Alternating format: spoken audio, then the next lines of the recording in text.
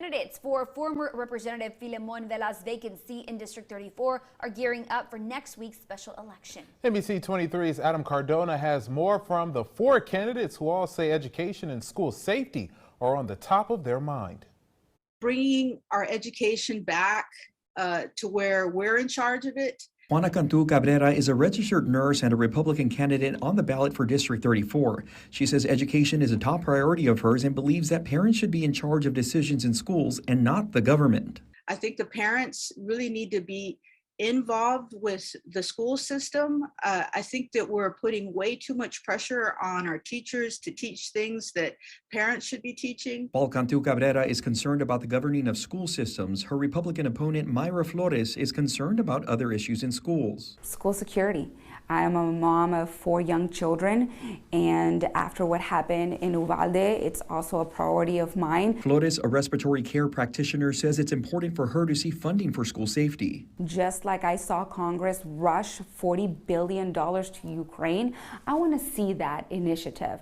I want to see billions of dollars being sent to our schools, because coming this fall, us parents, not only are we going to be worried about, are we going to be able to afford school supplies, clothing, now we're going to be afraid of their safety. Flores says having the best and highest security in schools is a must. On the other side of the aisle, Democratic candidate Dan Sanchez is also concerned about this issue. Top priorities right now definitely is gun safety, right?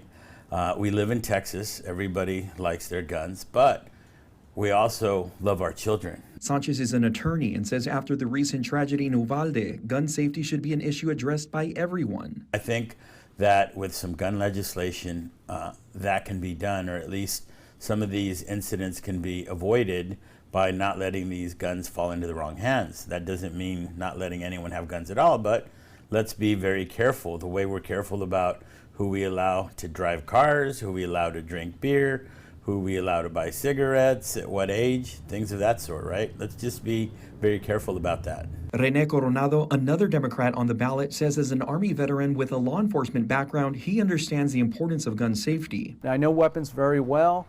I believe there's a lot we can do to reduce gun violence. Coronado says his plan is to work with both sides to come to an agreement and ensure safety in schools and overall in the community. Raising the age of purchasing a gun to the age of 21, background checks, extended background checks.